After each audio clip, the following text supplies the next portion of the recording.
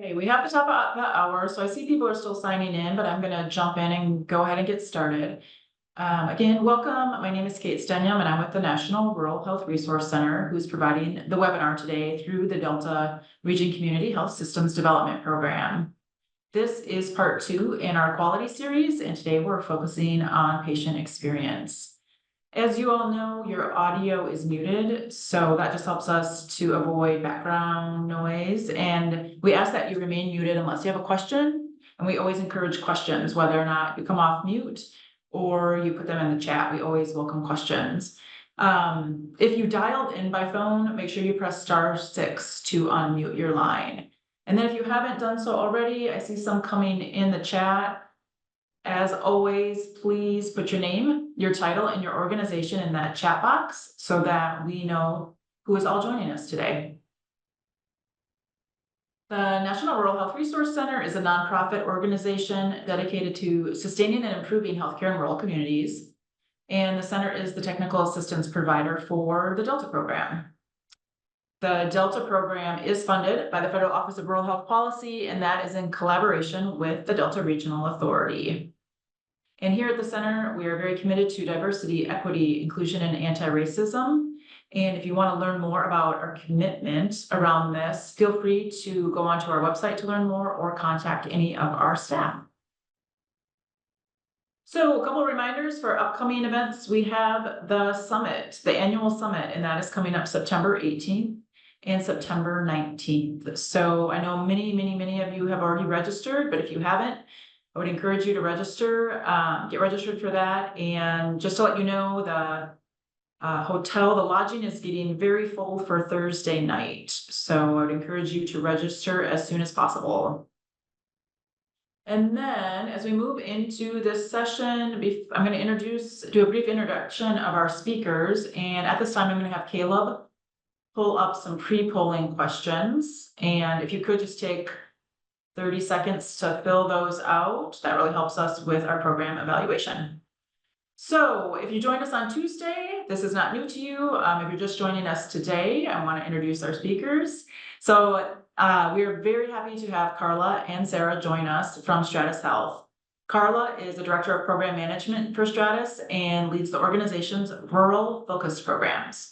For over 20 years, Carla has led a wide variety of national, state, and local initiatives really supporting rural hospitals and clinicians in improving quality and population health.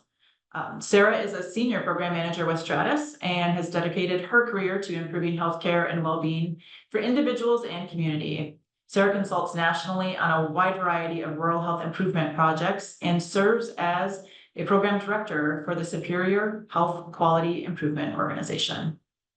Okay, with that, I'm going to turn it over to Sarah and Carla to get started.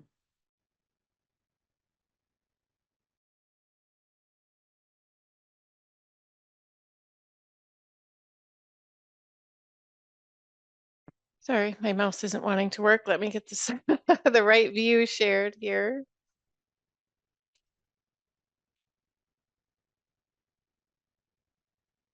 So we are really happy to be here with you today to dive into patient experience. And Sarah, if you have them open, I might let you share because my computer doesn't seem to be letting me navigate. Sorry about that. As Kate mentioned, we are from Stratus Health. We're a nonprofit organization that leads collaboration and innovation in healthcare quality and safety. If you were here on Tuesday, you heard our spiel. Organizational priority for us is advancing rural health, health equity, and addressing the opioid crisis. So just really excited to be talking with you today about core elements of quality and how that connects with patient safety. So Kate already did an introduction for us. So the next slide is our lovely pictures. And then we just really do encourage you to please chime in. If you know how to update your name in Zoom, that's great. You can look at your picture or your name and click the 3 little dots. And sometimes if you want to be called what you want to be called in that dot, it helps us know who you are. We think the experience is in the room. So our job is to share with you some information, but also really to have an opportunity for you guys to share and learn from each other. So we do encourage you to chime in, whether that be in chat, whether or not that be unmuting, raising your hand, talking, asking questions. If you're comfortable with your camera on, that's great, particularly when we're doing some discussion. But really looking forward to learning from you as part of today's session. So next slide. Most of you have already chimed in the chat. Kate had asked you to do your title, name, role, organization, and state. Because we get to spend sort of this intense period with you guys, 4 sessions in 2 weeks, we're also just wanted to do some fun things. So we're wondering what your favorite season is and why. We're kind of in the dog days of summer right now. Some people love summer. Some people like winter. So if you would be willing to share with us in the chat, kind of, if you haven't already introduced yourself, what your favorite season is and why. Oh, Stephanie says fall because of football. I would say fall, but I'm not sure it's because of football. I just like the cooler weather and the colors. So thanks for sharing that information. This helps us get to know you and you to know each other, as I know a lot of times there's opportunities for you guys to connect across the Delta program. I see some more fall, spring and fall. All right. So we are doing this as a series. So this is the second of 4. We focused on Tuesday on really sort of big picture of the core elements of quality infrastructure. That's a resource that was put out about a year ago that outlines 9 elements that are particularly important in terms of having a strong infrastructure in your organization that supports quality. Today, we're going to talk about patient experience. We're going to dive into how that aligns with those core elements, but we're also just going to talk a little bit about what it is. And then there are some changes coming up, particularly in the way that patient experience in the hospital gets measured. So we wanted to highlight those for you. And then next week, we're going to dive into patient safety and health equity. So today we're going to recognize the importance of patient experience as a key indicator of overall quality, and then explore opportunities for improving patient experience as aligned with those core elements of quality, including workforce engagement, using data, and continuous improvement through systems. So a little bit of level setting as we get started. I always think it's important to talk about, like, what do we actually mean when we say patient experience? I think particularly, as Kate mentioned in my bio, I've been doing this for a long time. So I think folks are kind of onto this broader definition, but 15, 20 years ago, when people started wanting to measure patient experience, there was fair amount of pushback because what does that mean? It's what is satisfaction? Oftentimes experience and satisfaction get used interchangeably. And, it's not a restaurant or a shop, a store when somebody's in the hospital or in your medical system. So we need to look much more broadly, but also really importantly at what is that patient's kind of vision of what happened or their experience and their interpretation of what was happening. So, but it's really the sum of all interactions shaped by an organization's culture that influence their patient perspective across the continuum of care. When we talk about improving patient experience, oftentimes we're focused on pieces and parts. So for example, I'll talk a bit today about HCAHPS, which is the hospital survey. And even though the top of that survey says, we really just want you to think about the last time you were in the hospital or your most recent hospital stay, you know that as a patient, my perceptions about everything that happened before I ended up in the hospital and after I was in the hospital come into play when I'm answering those questions. So it really is sort of across the big picture. And it includes several aspects of healthcare delivery that patients value when they seek and receive care. So getting timely appointments, access to information, and communication with healthcare providers, as well as sort of a broader picture. So the next slide is a visual, because I think visuals sometimes tell us a better story than words can. And this is a resource from the Agency for Healthcare Research and Quality. that kind of outlines of the wide variety of aspects of patient experience. So we already mentioned access to care, communication with the clinicians and the nursing staff, getting information, but there's kind of broader pictures to that of courtesy and respect.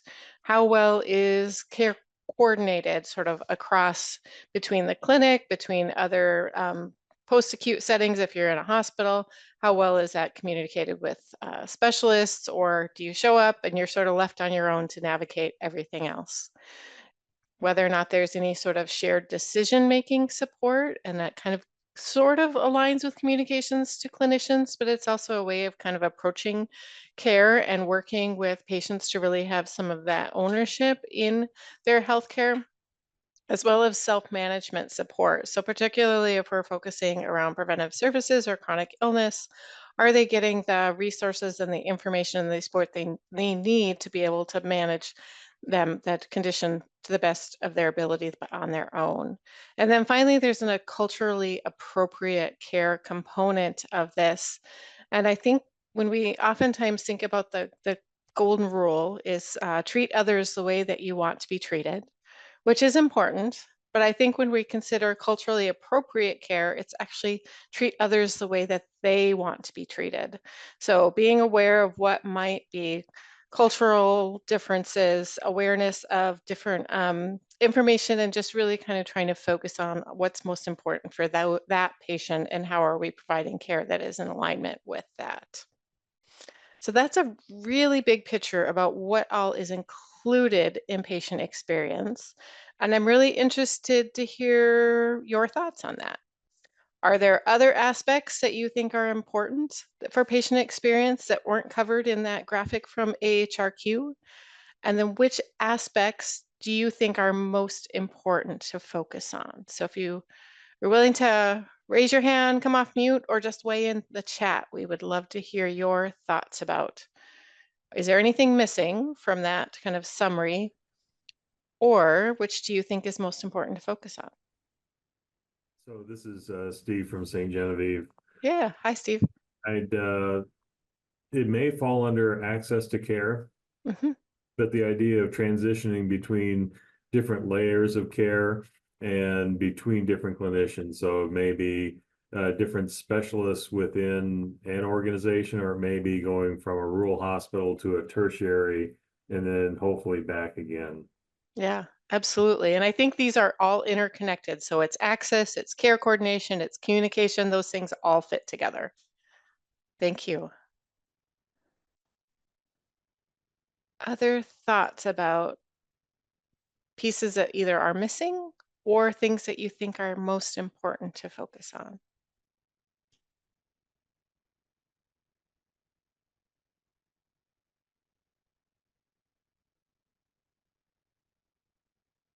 Oh, great comment in the chat. Thank you. One of the most important things about patient care, at least in a primary care setting, is getting to know my patients by name and learning things about them. Yes, having a relationship, feeling welcome. That's like fits with that courtesy and respect components. So many patients tell me how much that means to them and how it is a piece of what makes them want to come back. Absolutely. Important anywhere, but I think in rural communities, oftentimes these are your friends and neighbors and family. So it's even kind of more connected. So thank you for sharing that.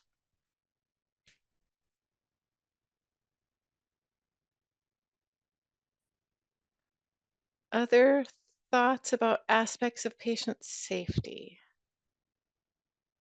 Patient Oh, experience. patient experience. Sorry, I'm jumping to the No. next session. That's okay. I just wanted to weigh in that I saw again in the other day, and I've heard it before, but I think in follow up to the comment in the chat, the sweetest sound to anyone's ear is their own name, if folks have heard that before. And so I just think that that is a really really important point, that this is about people.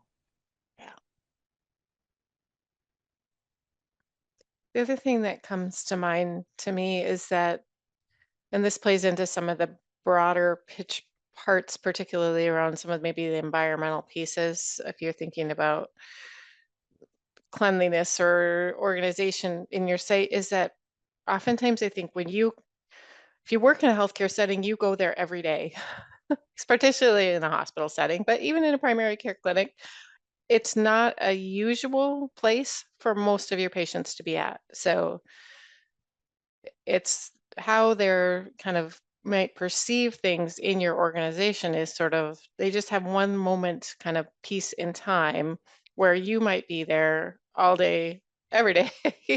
So the perception piece, I think, is really important of how that connects.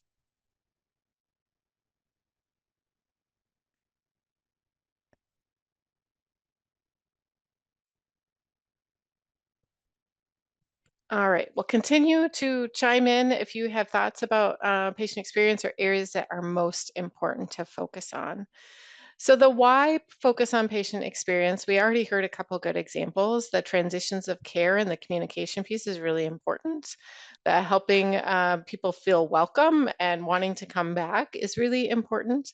But it actually also has a lot of associations when you kind of look at kind of the data and research aspects of it, is that when patients and families have good experiences, they also have improved adherence to medical advice and treatment plans. So if you are meeting those aspects of patient experience, folks are much more likely to take their medications or try to follow those diets or show up for their follow-up appointment and all the things that are important for them to be able to better manage their health. So improved adherence to medical advice and treatment plans.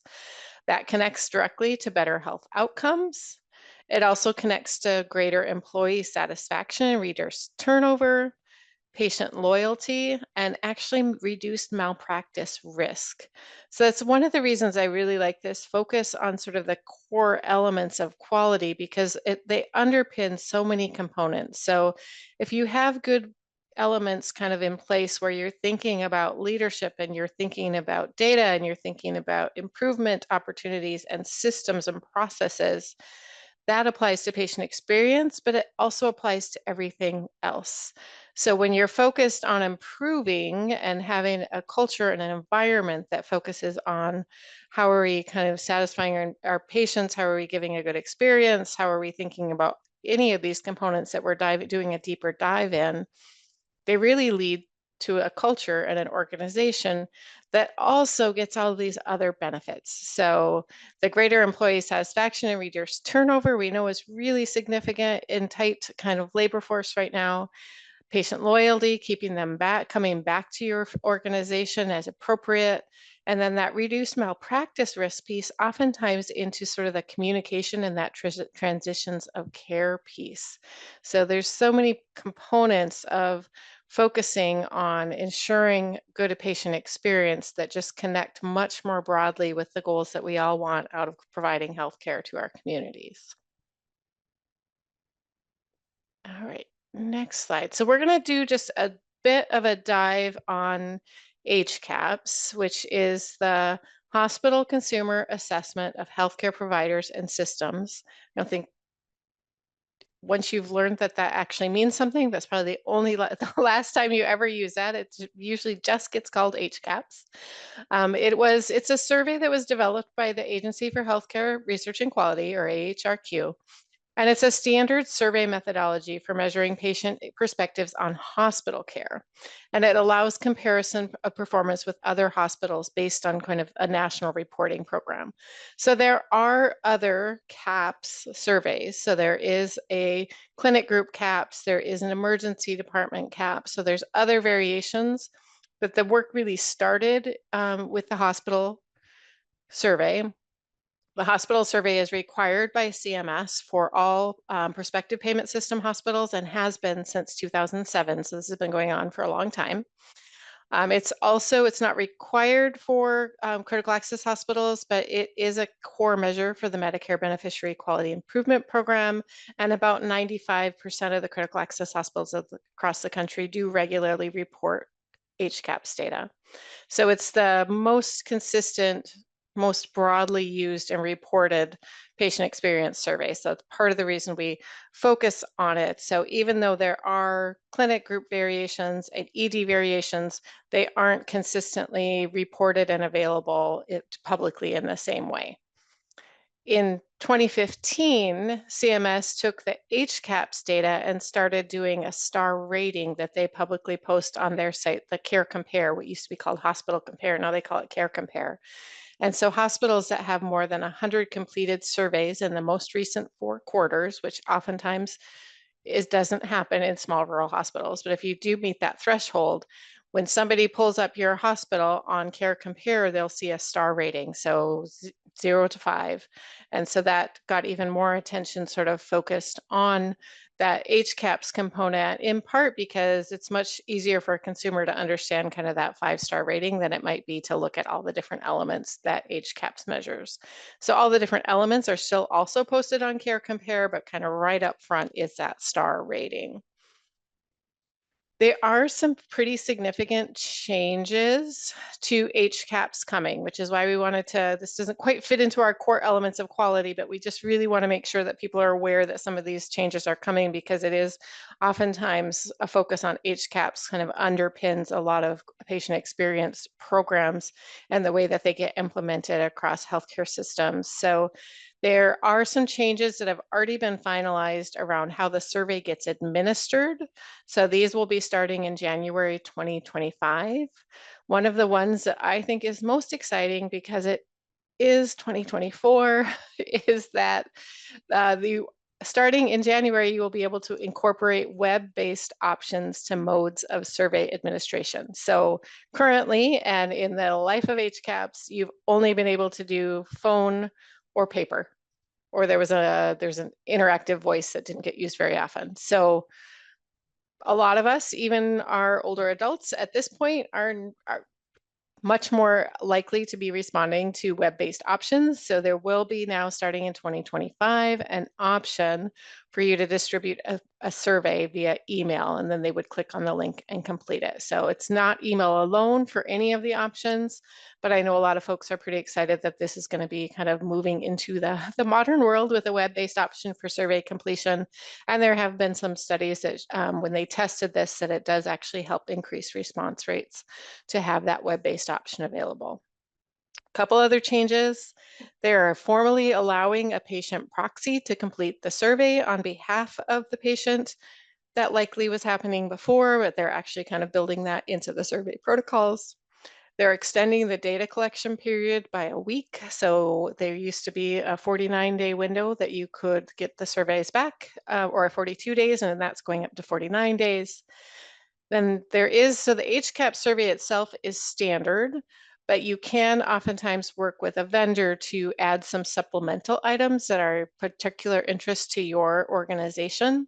And they have decided to limit the number of supplemental items to 12. So it's already a 30+ question survey, so an additional 12 is quite a bit. And then this one I think is really a good step forward, and I think it's only the first step forward, is that they are requiring collection of information about language that the patient speaks while they're in the hospital. And if they indicate that they speak Spanish, they're requiring this official Spanish translation to be administered to those patients. So as for those of you that are working with HCAHPS, that'll be something that you need to work with your HCAHPS vendor to communicate that information, and then they would be responsible for getting that Spanish translation out for the survey. Right now, it's just Spanish. I anticipate it's likely to be additional languages in the future, but that is kind of the first step forward towards that for those of you who are serving populations that might not speak English as a primary language. So those are all changes that are finalized, and they will be in place starting January 2025. And they're about kind of how the survey gets administered. This next set of changes is still proposed. They were included in the inpatient prospective system rule for 2025. So because HCAHPS is part of the hospital quality improvement or the quality reporting program, the inpatient quality reporting program, when they want to make changes, they have to run it through a rulemaking process. So these changes that I'm going to share next have been proposed. That final rule will be out typically in September. I would be surprised if they don't actually decide to implement all of the things that they are proposing, but I just have to be clear that it's not final. It is just proposed. They were originally referring to this as HCAPS 2.0, so you might see that language sometimes, but they have actually kind of reeled that back, and now we're calling it the updated HCAPS. So there's a link here in the slides where you can really dig into that information if you want, but I'm going to give you just a high-level picture of what those changes to the survey will be. So they are adding, removing, and changing multiple questions. Their revised survey is going to have 32 questions. There's currently 29. So there are some particular changes in the about you questions that are some more minor changes. I think the biggest changes are really around what's currently the care transitions focus. There's 3 questions that get asked about understanding of kind of what's next for your care.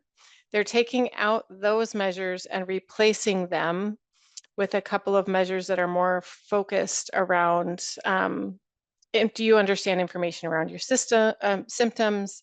And do you have more information about kind of care coordination more broadly? They're also modifying some of the existing restfulness of hospital submeasures. For example, one of the measures is currently asks about responsiveness when you hit a call button. And so that's some of the rationale for some of the changes to the survey is that in a lot of hospitals, they don't actually use call buttons anymore. There's sort of a different technology aspect. So it's much more about, when you requested help, did you receive it quickly? Those types of things. So there's a side-by-side layout on that updated HCAPS survey component that would let you see kind of what the old questions are and what the new questions will be. But just wanted, as so many people kind of, when they're focused on patient experience improvements, kind of map that back to HCAPS, I really wanted to be sure that you were aware that those changes were coming. So I'm going to pause and see if you have any questions about the HCAPS changes or the HCAPS survey in general.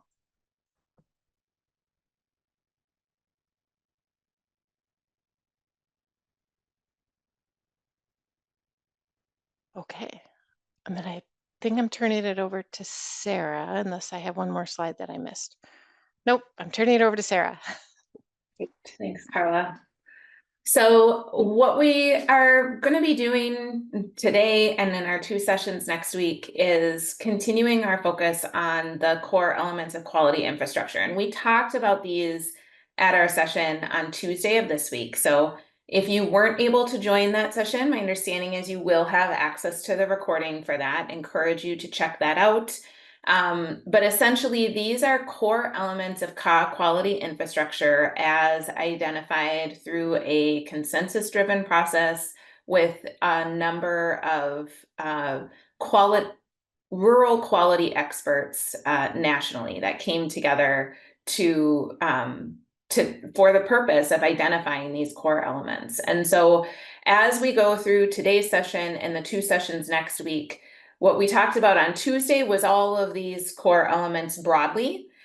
Today, we're going to specifically focus on the 3 on the far right and think about what they mean in the context of patient experience. So as we look at these 3 core elements on the right, workforce engagement and ownership, culture of continuous improvement through systems, and using data to improve quality, what does it mean to apply those concepts and those core elements in the context of patient engagement? All of these core elements are important in that context, but since we have 3 focused topic areas over the next few sessions, and we have 9 core elements, we decided to take a deeper dive into 3 each time.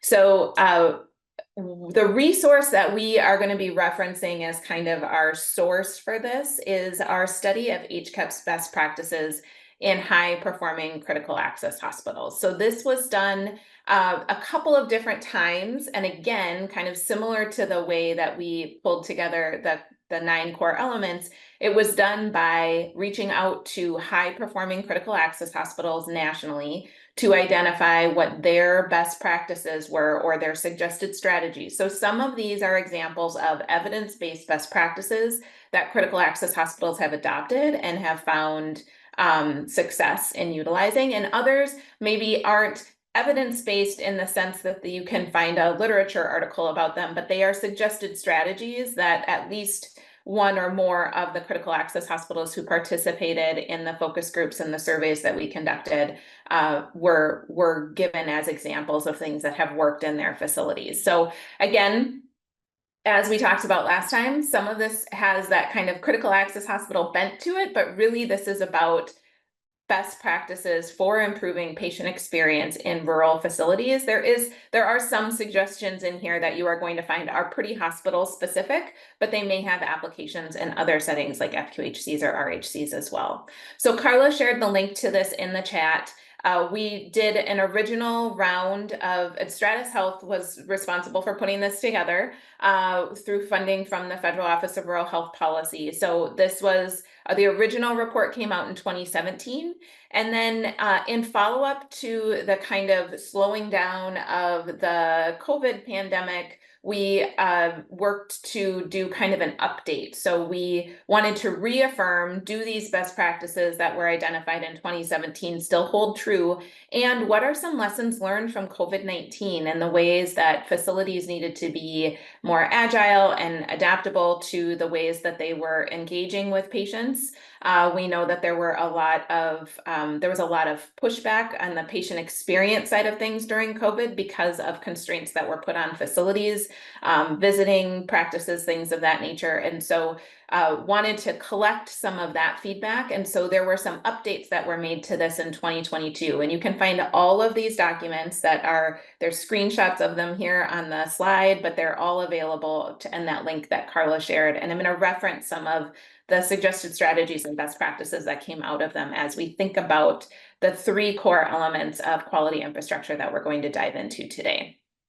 So as I get ready for this next section, I want to cue you up that after each of the core elements and kind of a discussion of our suggestions around ways to think about it in the context of patient experience, we're going to be relying and asking you all to engage in discussion. So be ready to weigh in the chat, come off mute, raise your hand. We really do believe that the knowledge is in the room, and we know that you all have ideas to share. And so we want to encourage you to participate in that discussion to the extent that you're able.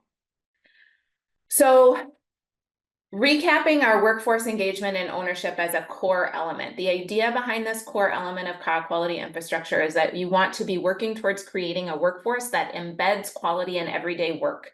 Quality isn't an extra, it's the way that work gets done.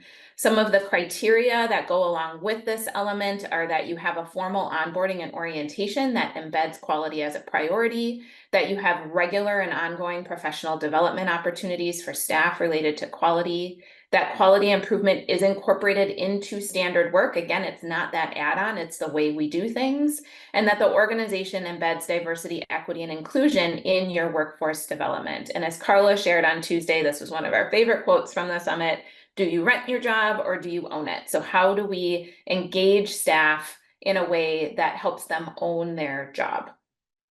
So when we think about this in the context of patient experience, we're going to talk about this again in relationship to HCAHPS, because many of you are at critical access hospitals. But as Carla mentioned, CAHPS is a family of surveys, and really any patient experience survey is a way of getting at this information. And we're just using this as an example to help you understand how you might think about these core elements in the context of different quality related topics. So the overall theme for workforce engagement and ownership as it relates to patient experience, and if you were to dig into that resource that we referenced, is that staff engagement, including recruiting, hiring, and onboarding and ongoing training, is absolutely essential to establishing that culture and practices that support patient-centeredness. Why are people coming to work? Why are they doing their work? People get into healthcare because they want to help other people. And so if we can really go back to the basics on that and ensure that we are setting ourselves up for success in who we are recruiting, who we are hiring, regardless of the role that they play, whether that is that they are a clinician, whether they are, in the environmental services staff, if they are in hospital unit coordinator, and so on and so forth, your registration, all of those roles, thinking about the impact that that has and really establishing at the front end this expectation as it relates to patient experience. Some ongoing strategies that you can utilize around patient experience that directly relate to workforce engagement and ownership. And these strategies apply to a variety of other quality improvement topic areas, other things that you're working on around quality improvement, but think about them in the context of patient experience for today's example. Using interdisciplinary huddles for communication and feedback, so that keeps staff engaged and working with each other. Having a structured process around hourly rounding that is for the team as much as it is for the patient and the family, right? So that they are working together on that hourly rounding strategy and engaging the patient in their care. Training and coaching around scripting and keywords so that staff have at the ready what they need in different situations in order to be able to provide that top-notch experience for patients. Utilizing whiteboards as a tool and having that being part of your standard work. So again, this may be more of a hospital specific example, but when you roll things out as a communication tool, not just having it be available, but having it be an expectation and a standard part of every work. If I go into any single room in the hospital, as a patient, do I have a different experience based on who is assigned to me as a nurse, or are we using the same tools? Does it change from shift to shift? Does it change from day to day if I'm in the clinic? Or am I having kind of that standard experience because we're all utilizing something similar, such as the whiteboard? I know that when whiteboards first came in vogue, there were full force, and then they kind of waned. And it really, I know from my personal experience with family members in the hospital, whether they got utilized and how they got utilized differed greatly. Even within the same room, the patient doesn't need to leave the room, but it can vary greatly depending on who is assigned to the patient for that shift or that particular day. And so you want to make sure that there is that kind of standard work. Standards of behavior, and we're going to talk more about behavior in another kind of that culture of behavior in another session, but incorporating those standards of behavior into your hiring and onboarding process. So making sure that you're hiring for fit and that folks are on board with the importance of patient experience. And then in any quality initiative, we want to ensure that we have that recognition and celebration built in. So thank you notes, awards, recognizing when patient experience, HCAPS, I used to work in a large health system and specifically in patient experience. And so I would review the data that came in from the questions, of course, related to HCAPS or the CG, the clinic and clinician and group CAPS.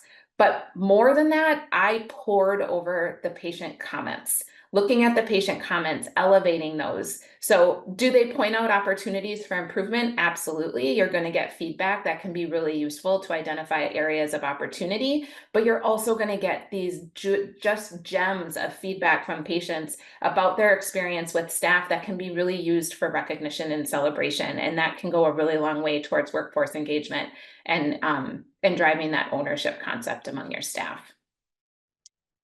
So our first opportunity for engagement here today, or question, and I posed it in the chat as well, is we would love for you to raise your hand, come off mute, or you can weigh in via chat.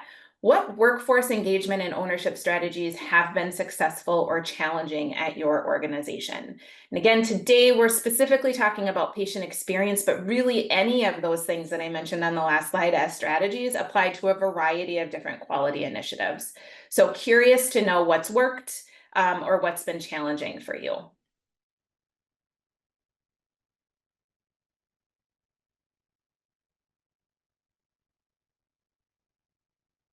And I guess I should address the elephant in the room, which is that we know that workforce in general has been a challenge in terms of having sufficient staffing and being able, having the ability to hire at all, let alone hiring for fit. So we recognize that and would, welcome the opportunity to have a discussion about that as well. Sarah, I always like to kind of share an example of scripting that's actually not a healthcare example. So I don't think most of you where you're at have Quick Trips, which is like the big local, it's actually an Iowa or Wisconsin based firm. So almost all of our gas stations, kind of convenience stores is kind of the most ubiquitous up here in the Minnesota part of the world. And every time you leave a Quick Trip, they always say, see you next time. Every time, see you next time. That's an example of scripting. From a healthcare example, it might be before a nurse leaves the room, do you need anything right now? I have time. So just those kind of little keywords can be kind of critical in terms of helping people think about kind of getting that messaging across, because some people are like, they don't want to ask their nurse because they know their nurse is busy.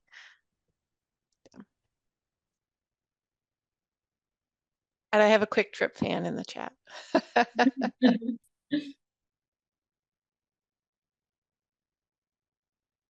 Thoughts from those of you on the line? What are your strategies that have been successful or challenging around workforce engagement?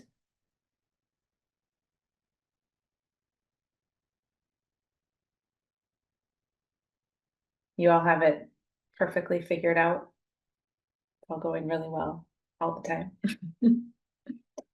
Thanks. Angie says, working towards developing scripting for staff. Curious if anyone has scripting they would be willing to share. That's excellent request. Thanks, Angie. You're looking at scripting from your vendor and from AHRQ. Is anyone else using scripting?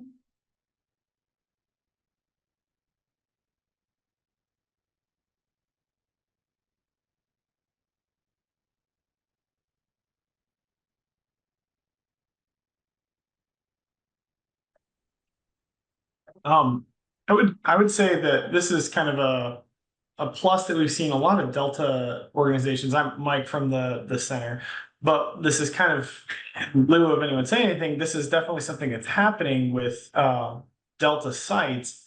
One thing that we see is that in the waiting room, often a lot of sites have really been pushing just signing up for a patient portal. And often that leads to some scripting, that leads to, an understanding a direct agenda of kind of how to get there. But I think it leads to a lot of ownership. They get to see that patient portal, those numbers jump, and they get to see and talk to those patients and really have a kind of a morale booster in getting somebody connected with something that empowers them, pushes them forward. So that sometimes includes scripting, but I think it moreover it just can be a morale boost. That's great. Thanks, Mike.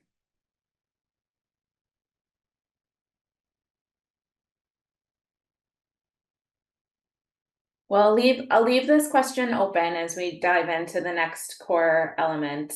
Oh, Kevin says, my favorite rounding on ED patients is, I'm sorry you had to come, but we're so glad you came here. That's a perfect example of scripting, Kevin. It's validating, right? For the individual. No one wants to go to the emergency department. That is not the place that anyone is seeking to spend any of their time, let alone sometimes the length of time that some folks can end up there. But we're glad that you chose us. So we're here to take care of you. What can we do for you today? All right. We'll move on, but we'll have more opportunities for discussion. So prep yourself to share in the next couple of offerings. And if you want to circle back to this, welcome the opportunity to continue this discussion as well. So Sabrina, you said you recently changed scripting when answering the phone, and it really sets the tone for the rest of the call. That's great. I'm curious on how you changed it, if you'd be willing to share how you answer the phone now. And you can come off mute too if you're willing to share, Sabrina.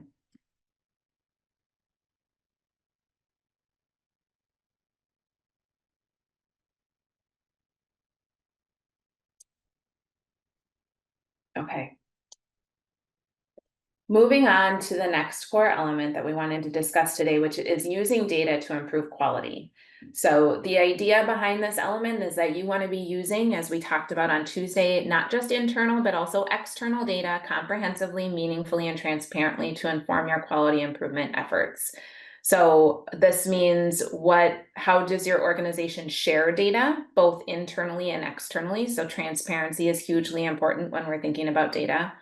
That you incorporate external data sources to help inform your QI efforts. So you have so much data at your fingertips in a healthcare setting, and you've collected the bulk of it, but there is also the opportunity to look at data external to the facility, and that can be really important, especially when we're thinking about maybe the folks who are not seeking care from our facility. It's going to be important to go out and gather information from them to understand how we can improve experience so that they would choose us.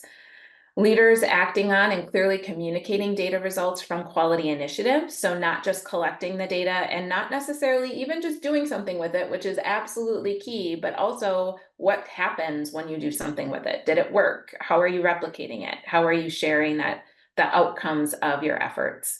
And that you use benchmarking to identify where quality can be improved. So our quote here again is that we need to use storytelling when connecting the dots from process to outcome data. So the example from our summit participant was the idea of left without being seen always has a relevant backstory. Arguably, patient experience and the information that you're collecting there has a huge backstory. These are individuals who are, sometimes we're working with them when they are in the most intense period of their life, or one of the, most difficult times of their life. If they're staying with us in the hospital, if they're coming to the emergency department, things can be really scary. So we want to make sure that we're using that patient experience data, that we're not just collecting it as a quality reporting exercise, that we are collecting it and utilizing it to continuously improve the experience that we're offering. So some examples of how this applies in the patient experience realm, specifically with kind of that HCAHPS framing, but you can think of it more broadly as well. The overall theme here is that data transparency about patient experience scores really does drive continuous improvement. So when we think about strategies, you want consistent data transparency and visual displays of the data at all levels of the organization and with the public. For those of you that work with HCAHPS or CGCAHPS or other CAHPS data, understanding the methodology around how you get credit it can be really complicated. And so you know that you're looking for that top box score. You want patients to answer always. But it can be really important to dig into how many of your patients maybe aren't answering always, but are answering usually, versus how many of them are saying never. It's important to get into the nuance of that data, understand that data, and share that information with your staff in a way that, share the data with your staff in a way that turns it into information. It can't just be data. We have to be translating it into information. And there are various ways of doing that. Visual displays is a really powerful tool for that. Sharing benchmarking and comparison data internally and externally. So for those of you that are critical access hospitals, you receive quarterly Medicare Beneficiary Quality Improvement Program, or MBQIP reports that show your performance in comparison to your peers within your state, as well as at a national level.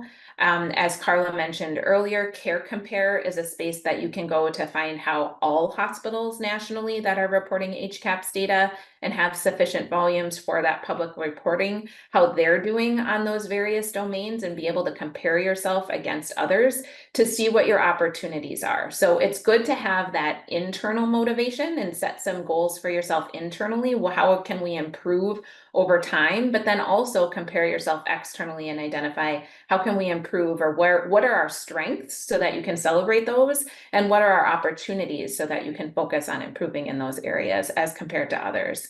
And then regularly reviewing and discussing data at your team meetings. In the HCAHPS best practices report, there's this quote: sharing data at all employment levels, from the bedside to registration to house cut keeping to billing, ensures that every staff member understands that they contribute to patient experience regardless of their role. It's not just about the nurses. Nurses are hugely important, but there are a lot of other individuals that our patients interact with. It's also not just about the hospital staff. So again, when I worked for a large health system and was working on HCAHPS, I would read comments, and I know that the scripting for that HCAHPS survey done by a certified, agency that had to be certified in order to do the survey on our behalf, it would be about someone's hospital stay related to an orthopedic surgery, and the comments would be about the time that they went in for their glaucoma surgery last year. Like, people don't think about their care in the context of a single episode. We organize and you know, like we stratify that care in that way. That's not how patients experience care. What happened when they were in the emergency department prior to being admitted to the facility? What happened in the follow-up appointment at the clinic that they had after they were discharged, but prior to them receiving their HCAP survey? All of those things are contributing to the way that they respond. And so it's really important. Again, it's not just about the nurses. It's about the EBS staff. It's about the triage staff. It's about the follow-up calls. It's about that scripting that was mentioned about, you know, I'm so sorry that that this happened or that you had to come in, but we're so glad that you chose us. So it's really important, again, to use that data and not just share it with who you identify as kind of being the primary, but sharing it broadly and with the full team. I'd also encourage you, if you haven't already, to actually make sure that your staff across the board know what questions are being asked.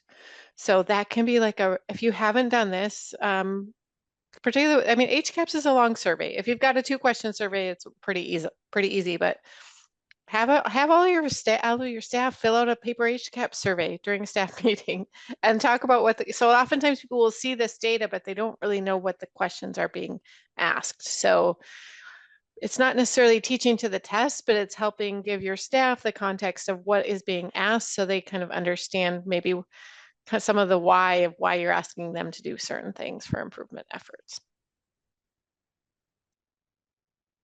So our questions here for you, and we have multiple of them, so expect more folks to weigh in this time. How is patient experience data shared at your organization and with who?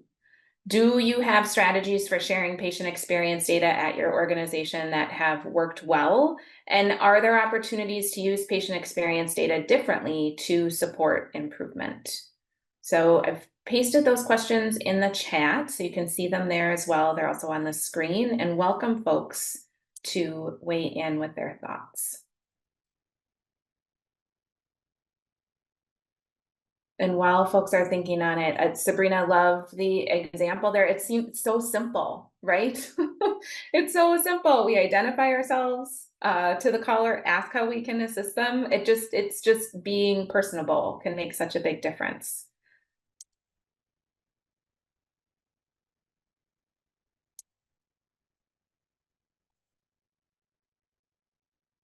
Any thoughts on how you're using and sharing data, your patient experience data specifically?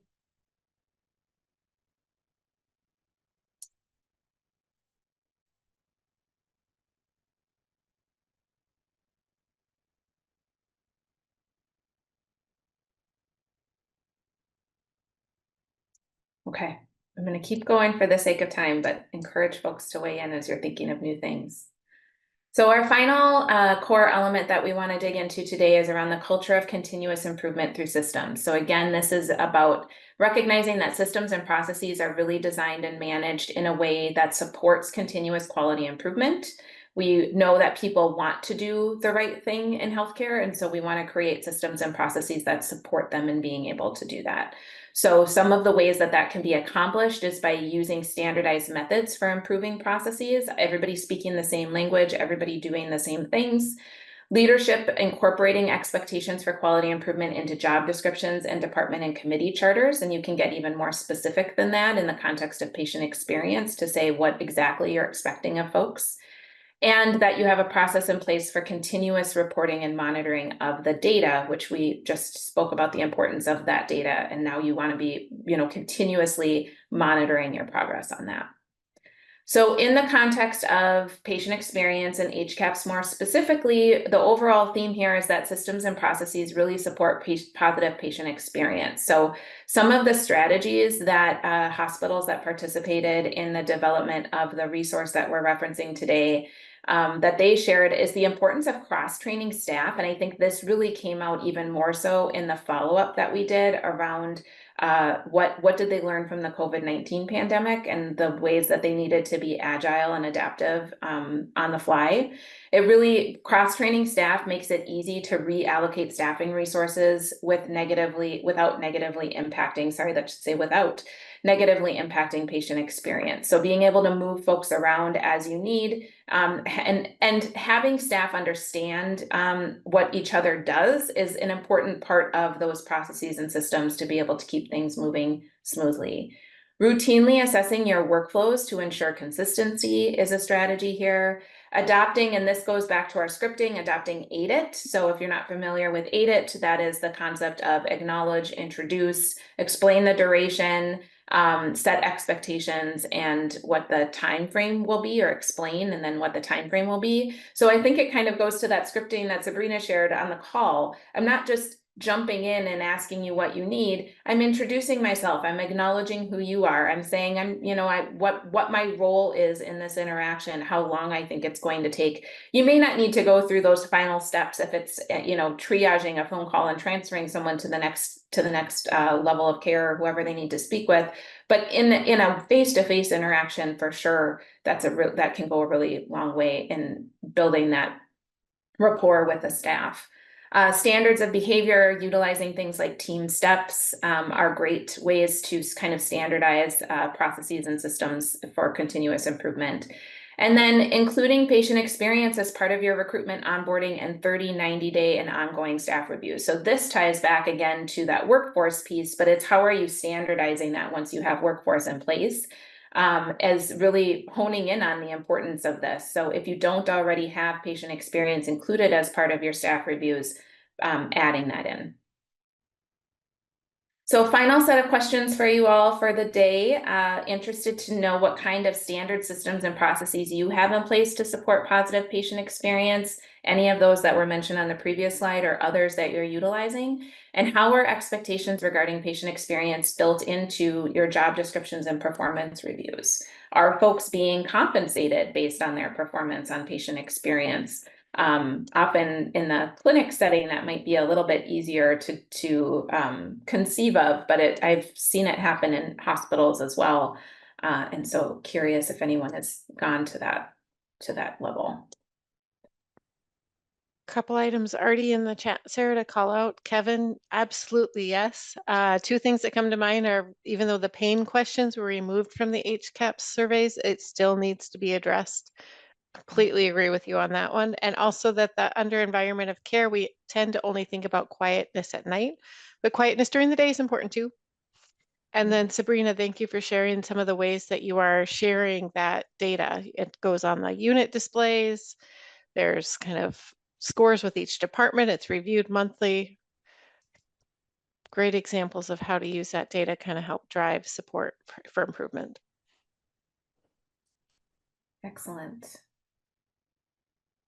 If you think of other things between now and next Tuesday, we'll welcome you to bring those with you. I know folks asked for, examples. I think that you all would have great examples to share with each other of the ways that you're sharing data, of the ways that you're using standard systems and processes, of your workforce engagement initiatives. So please don't be shy to bring those forward. We can learn from each other.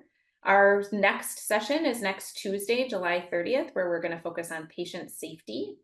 And I'm going to turn things back over to Kate to round us out for today. Sure. Caleb, if you could bring up the post-polling too, that would be great. Everybody fill that out before they jump off.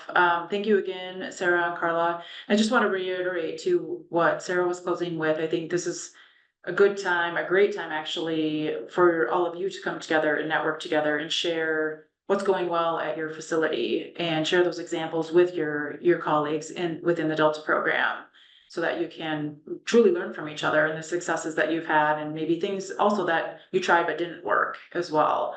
So if you could please, bring those thoughts, bring that information next time to share, that would be great. So yes, again, this was part 2. We're wrapping up part 2.